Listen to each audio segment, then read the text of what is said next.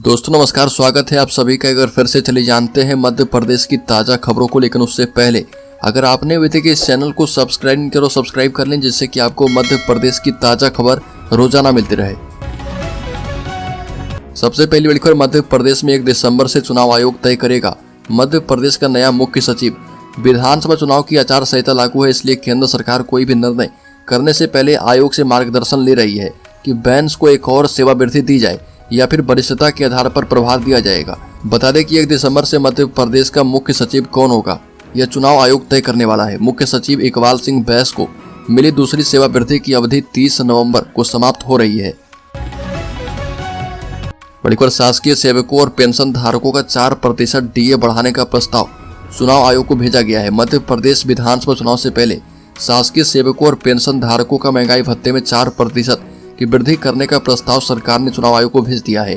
इसके बाद प्रदेश के शासकीय सेवकों को महंगाई भत्ता केंद्र सरकार के कर्मचारियों के बराबर हो जाएगा। मुख्यमंत्री शिवराज सिंह चौहान ने सोशल मीडिया पर यह जानकारी शेयर की है और लिखा कि दीपावली के शुभ अवसर पर मध्य प्रदेश के शासकीय सेवकों और पेंशन धारकों को मिलने वाले महंगाई भत्ते में 4% की वृद्धि करने का प्रस्ताव राज्य सरकार के द्वारा निर्वाचन आयोग को प्रेषित कर दिया गया है। मुख्यमंत्री ने कहा कि इससे राज्य के कर्मचारी का महंगाई भत्ता केंद्र के बराबर हो जाएगा।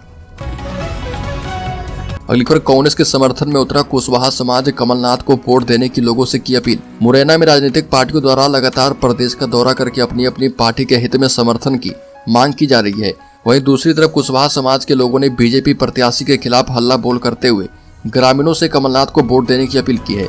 मुरैना के कुशवाहा समाज के लोगों ने कहा कि समाज के लोग भाजपा को वोट नहीं करेगा, क्योंकि बीजेपी भ्रष्ट और दलालों की पार्टी बनकर रह गई है। केंद्रीय मंत्री होने के बावजूद दिमनी विधानसभा में विकास का कोई कार्य नहीं किया गया है। खाद के लिए लंबी लंबी लाइन लग रही है, फिर भी किसानों को खाद नहीं मिल रही है। बड़ी खबर, मठ मंदिरों समेत जैन आयोग के गठन का होगा प्रयास। बता दें कि अविनाश पांडे ने पत्रकार वार्ता को संबोधित करते हुए कहा कि उत्तर विधानसभा में कंधे से कंधा मिलाकर कार्य किया जाएगा, साथ ही साथ पर्यटन हेतु माढ़ो ताल का उन्नयन किया जाएगा। जबलपुर में बीजेपी प्रत्याशी ने कहा कि राज्य में मठ मंदिरों समेत जैन आयोग के गठन का प्रयास अब शुरू होगा। अगली खबर, पीएम मोदी सोमवार को बड़वानी में करेंगे चुनावी सभा, 14 को इंदौर में रोड शो। मध्य प्रदेश में विधानसभा चुनाव के लिए अब मात्र 5 दिन बचे हैं। बहुमत से जीत के लिए भाजपा ने पूरी ताकत झोंक दी है। प्रधानमंत्री मोदी 5 दिन में प्रदेश में 11 जनसभाओं को संबोधित कर चुके हैं। उनकी आगामी सभा दीपावली के अगले दिन सोमवार को बड़वानी जिले के तलून गांव में होगी और शाम 4:30 बजे तक यहां पहुंचेंगे। 14 नवंबर को पीएम मोदी की बैतूल, शाजापुर और झाबुआ में जनसभा और इंदौर में रोड शो प्रस्तावित है। बड़ी खबर, मुख्यमंत्री हेमंत बिस्वा शर्मा ने कहा कि कांग्रेस अगर जीतेगी तो मस्जिद के इमाम को 10,000 वेतन देगी। साथ ही कहा कि जब कांग्रेस सरकार में थी तब भारत पर बार बार पाकिस्तान के द्वारा हमले किए जाते थे। अजमल कसाब के द्वारा मुंबई में घुसकर हमला किया गया, बड़े बड़े आतंकवादियों को पोषित किया जा रहा था। दिग्विजय सिंह जैसे नेता बाटला हाउस एनकाउंटर पर सवाल खड़े कर रहे थे। ये भी कहा कि कांग्रेस हमेशा से ही मुस्लिम तुष्टीकरण की राजनीति करती रही है। मुख्यमंत्री आज मध्य प्रदेश की राजधानी भोपाल में चुनावी सभा को संबोधित कर रहे थे।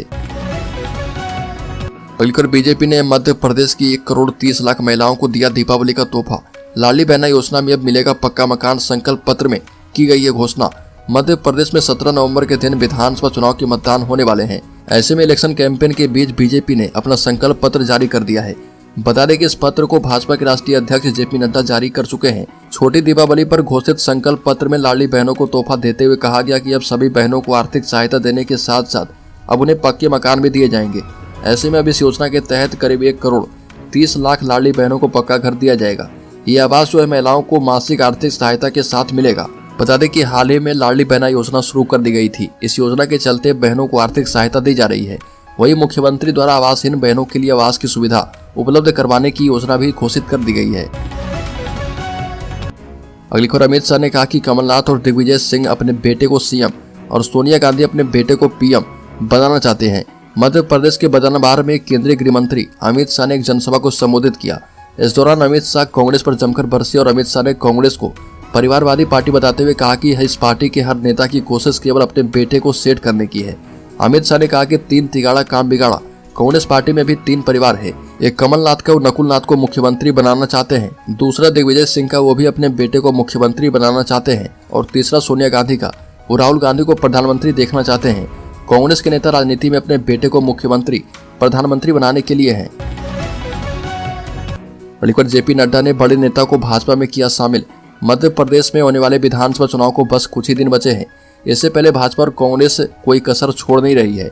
लगातार दल बदल की खबरें सामने आ रही है। इसी बीच एक और बड़ी खबर सामने आई है। बता दें कि पूर्व आम आदमी पार्टी नेता अखंड प्रताप सिंह फिर से बीजेपी में शामिल हो गए हैं।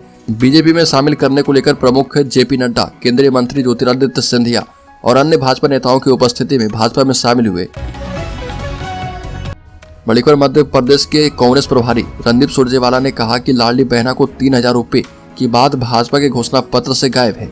मध्य प्रदेश के प्रभारी रणदीप सुरजेवाला ने कहा कि पूरे प्रदेश में लाडली बहना को 3000 रुपए देने के पोस्टर लगा दिए गए, लेकिन भाजपा के घोषणा पत्र से उस घोषणा को गायब कर दिया गया। सुरजेवाला ने कहा कि प्रदेश के आदिवासी जिले झाबुआ, मंडला, डिंडोरी, बालाघाट के 60% लोग बेरोजगार हैं। दुनिया में सबसे गरीब जिला अलीराजपुर है और 71% लोग गरीबी रेखा से नीचे हैं, लेकिन भाजपा सरकार प्रदेश में गरीब कम होने की बात करती है। बड़ी खबर मध्य प्रदेश चुनाव में अमित शाह ने किया बड़ा ऐलान, कहा कि दाम कितने भी बढ़ जाएं, 450 रुपए में मिलेगा सिलेंडर। केंद्रीय मंत्री अमित शाह ने मध्य प्रदेश के इंदौर में रैली को संबोधित किया। अमित शाह ने कहा कि बीजेपी की चुनावी घोषणा पत्र की बातों को दोहराते हुए कहा कि अगर राज्य में दोबारा बीजेपी सरकार बनती है तो घरेलू गैस सिलेंडर 450 रुपए में उपलब्ध करवाए जाएंगे। अमित शाह ने रैली में बीजेपी के काम को गिनाते हुए कहा कि जल जीवन मिशन में 65 लाख परिवार को जल देने का काम किया है। आयुष्मान योजना के तहत 3.5 लाख लोगों का 5 लाख तक का मुफ्त इलाज होगा और अब कमल फूल की दोबारा सरकार बना दो तो 5 लाख की जगह 10 लाख का इलाज मुफ्त होगा। 80 लाख गरीबों का शौचालय बनाया जाएगा। 5 करोड़ गरीबों को हर महीने 5 किलोग्राम अनाज दिया जाएगा। बड़ी खबर वोटिंग से पहले कमलनाथ की अधिकारियों को चेतावनी, कहा कि किसी को बख्शा नहीं जाएगा। मध्य प्रदेश के पूर्व मुख्यमंत्री और कांग्रेस नेता कमलनाथ एक रैली के दौरान खुलेआम अधिकारियों को धमकाते हुए देखे गए। हालांकि ये पहली बार नहीं है जब कमलनाथ ने अधिकारी को धमकाया है। पिछले चुनाव में भी कमलनाथ का ऐसा रूप देखा गया था। कमलनाथ ने चुनावी रैली को संबोधित करते हुए पृथ्वीपुर और निवाड़ी विधानसभा सीटों के सरकारी अधिकारी को चेतावनी दे चुके हैं। कमलनाथ ने कहा कि अगले 5 वर्षों को ध्यान में रखते हुए अधिकारी कोई कार्रवाई करे। कमलनाथ ने स्थानीय अधिकारी का जिक्र करते हुए कहा कि उनके कृत्यों के लिए किसी को बख्शा नहीं जाएगा। कमलनाथ ने चेतावनी देते हुए कहा कि बच जाओ, 6 दिन और बचे हैं।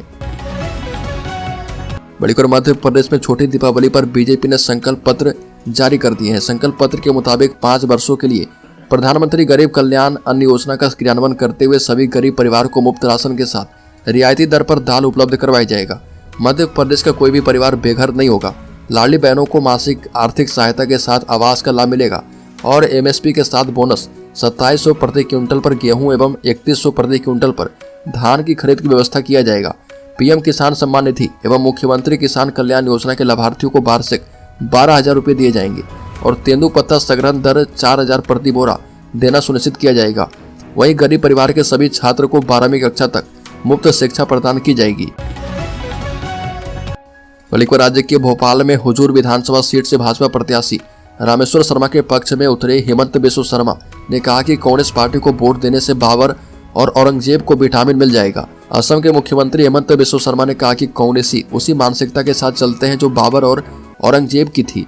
ये सनातन का अंत करने की धारणा रखते हैं। हम सबने देखा कि कर्नाटका में कांग्रेस के आते ही चीजें कैसे बदल गई। तुष्टिकरण के चक्कर में कांग्रेस ने कर्नाटका में लव जिहाद विरोधी कानून खत्म कर दिया। कांग्रेस को प्रभु श्री राम से एलर्जी है। कांग्रेस नेता राहुल गांधी पर निशाना साधते हुए कहा कि चुनाव से पहले उनके नेता और तथाकथित हनुमान भक्त श्री राम जन्मभूमि को छोड़कर हर मंदिर का दौरा करते हैं, पर वो रामलला के दर्शन कब करेंगे। हेमंत बिस्व शर्मा ने कहा कि मध्य प्रदेश से शिवराज सरकार के कारण बीमारू राज्य का तमगा हट गया है। मणिपुर राज्य में अनुबंध पर होगी पदों की नियुक्तियां। सभी विभागों में टीचिंग के पद खाली पद जो हैं भरेंगे। देवी अहिल्या यूनिवर्सिटी ने टीचिंग के 190 से ज्यादा पदों को भरने के लिए नया फॉर्मूला तैयार किया है। अब नियमित नियुक्तियों के बजाय 3 साल के अनुबंध पर नियुक्तियां की जाएगी। यूजीसी की गाइडलाइन के तहत इंटरव्यू और बाकी की पूरी प्रक्रिया होगी। सभी टीचिंग विभाग एवं इंस्टीट्यूट के खाली पद भरे जाएंगे। 32 टीचिंग विभाग में से करीब 25 में फैकल्टी के काफ़ी पद खाली हैं। दोबारा खाली पदों का निर्धारण किया जाएगा कि किन विभागों में फैकल्टी तय मापदंड की तुलना में बहुत कम है और फैकल्टी की कमी के चलते नॉन सीयूईटी कोर्सेज में एडमिशन घट रहे। नॉन सीयूईटी में 13 विभागों में तो आधी सीटें भी नहीं भर पा रही है। सीयूईटी के जरिए 13 विभागों में 95% से ज़्यादा सीटें भरी है, लेकिन क्वालिटी टीचिंग की कमी के कारण नॉन सीयूईटी कोर्स पर असर पड़ रहा।